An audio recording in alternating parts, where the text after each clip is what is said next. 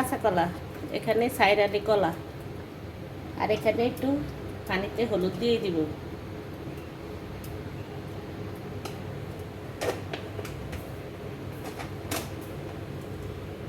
এখন কলা দিয়ে দিব। আমি কলাটি একটু বাফিয়ে নিব।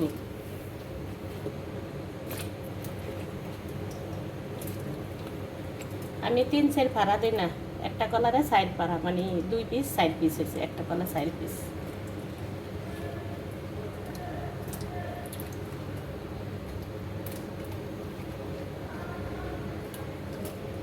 কলা বাফিয়ে নিতে আসি। রুই মাছ দিয়ে রান্না করব। রুই মাছটা আমি ধুয়ে নেই, রুই মাছ এখনো ধোয়া হয় না। কলাটা এখান দিয়ে বাফানো হোক, আমি রুই মাছটা ধুয়ে পরিষ্কার করে নেই। আসসালামু আলাইকুম, আপনারা কেমন আছেন? ভালো আছেন? আমি ভালো আছি আলহামদুলিল্লাহ। আজকে রান্না করতে আসি কাঁচা কলা দিয়ে রুই মাছ। রুই মাছটা ধুয়ে নেই, পাইপ্যানে বসিয়ে দিব, আপনারা আমার সাথেই থাকেন। এই যে দিয়ে দিলাম মাছের মধ্যে লবণ। আমার রান্না চাই ফলো করবেন, আগের থেকে গোড়া পর্যন্ত সবাই বুঝে রান্না করতে পারবেন। যারা পারেন তো পারেননি, যারা পারেন না তাদের কথা বলছি।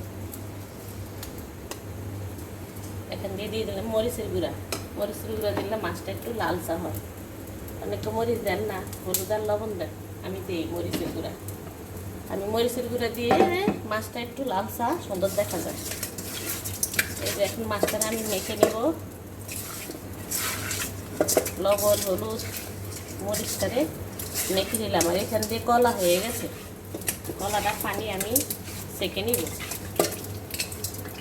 এই দেখুন দিয়ে দিব মাছ।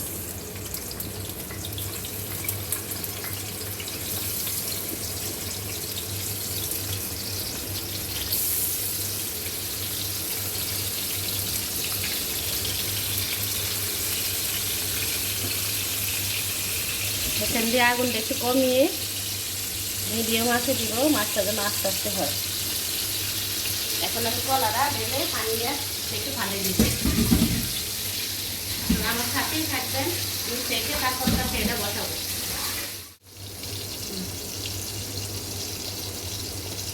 এখন দিয়ে দিলাম পেঁয়াজ।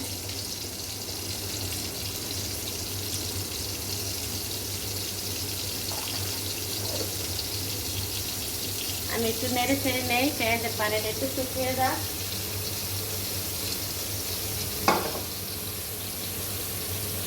এই যে কলারে সেকে এখানে আনছি।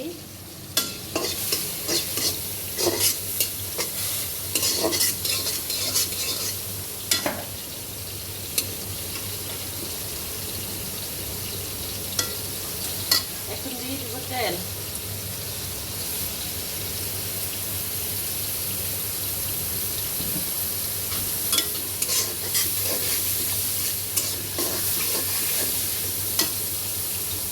আর দিয়ে দিব পেঁয়াজের সাথে লবণ।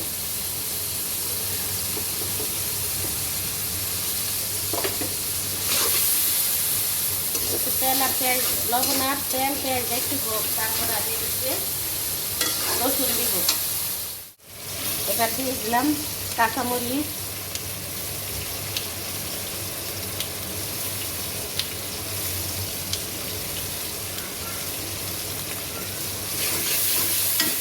এখন দিয়ে দিব রসুন। আর রসুন দিব না, কাঁচা কলার ভিতরে আর বেশি রসুন দিলে ভালো লাগবে না। আদা দিব না, আমি আদা দিই না। এখান দিয়ে আমি মাছটা উল্টিয়ে দিই।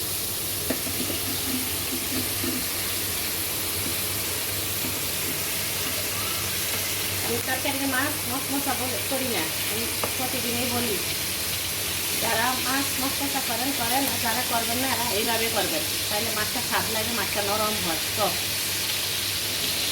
আর মাছ যেদিকে একটু বাজে হয়ে যায় ওটা তাহলে তাড়া তাড়া হয়ে যায়, শক্ত হয়ে যায়, তাহলে ওই মাছটা আমাদের কাছে ভালো লাগে না। এই পাট হতে থাক, আর এখান দিয়ে তরকারির জন্য সব মশলা দিতে থাকি।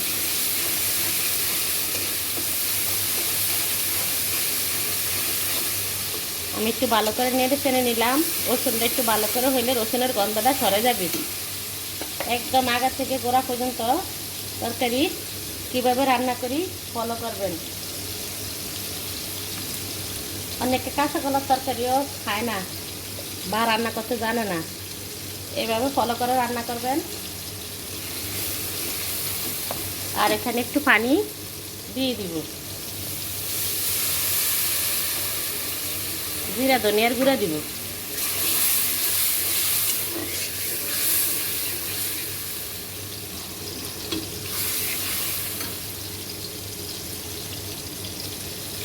এখানে দেওয়ার মতো আর কিছু নাই, সব দেওয়া হয়ে গেছে, শুধু জিরা ধনিয়ার গুঁড়া দিয়ে দিই।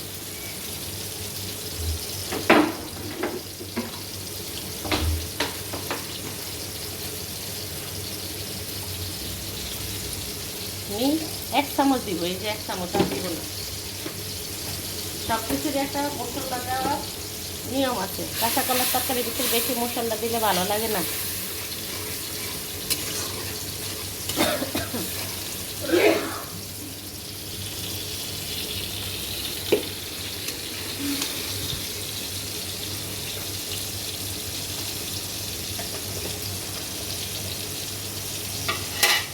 এখন আমি কলাগুলি দিয়ে দিব,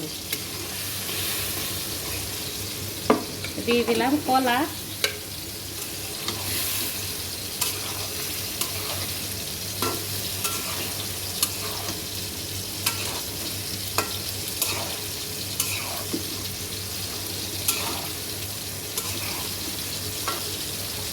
এখানে কলাটা কষানি হোক, এখানে ঢাকনা দিয়ে দিই। এই যে ঢাকনা দিয়ে দিলাম। আর এখানে মাছের চুলা অফ করে দিলাম। এরকম মাছ হলো, মাছটা আমি তরকারির ভিতরে পরে ঢেলে দিব। এখানে ঢাকনাটা উল্টিয়ে দেখি,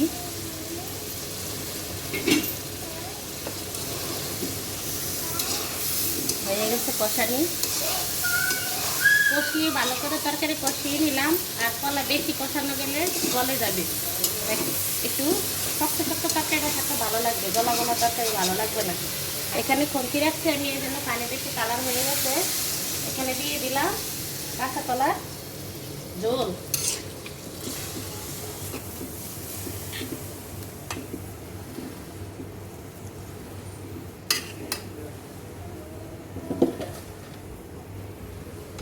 এখানে দিয়ে দিব মাছ।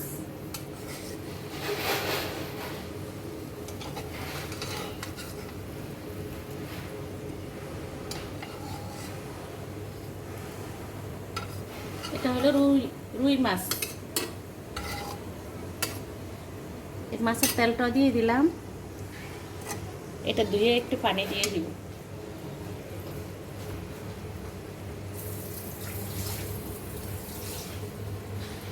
কলার তরকারিতে একটু পানি বেশি দিতে হয়, কেন কলার তরকারি পানি কমে যায়, তাই আমি বেশি দিলাম একটু। আর লবণটা দেখবো। কাঁচা কলার তরকারি বেশি সময় লাগে না রান্না করতে। আর আমি ঢাকনা দিব না,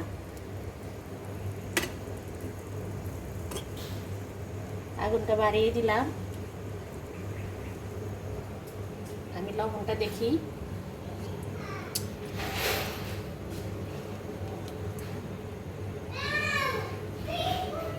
একদম লবণ সব ঠিক আছে। আমার মতো যদি কেউ এভাবে রান্না করে খান, খেয়ে দেখবেন।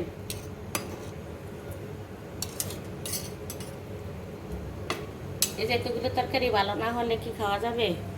খাওয়া যাবে না।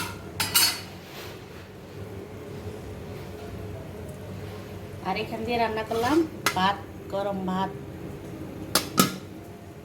এখানে ভাতটা আমি সেকা দিয়ে নিব।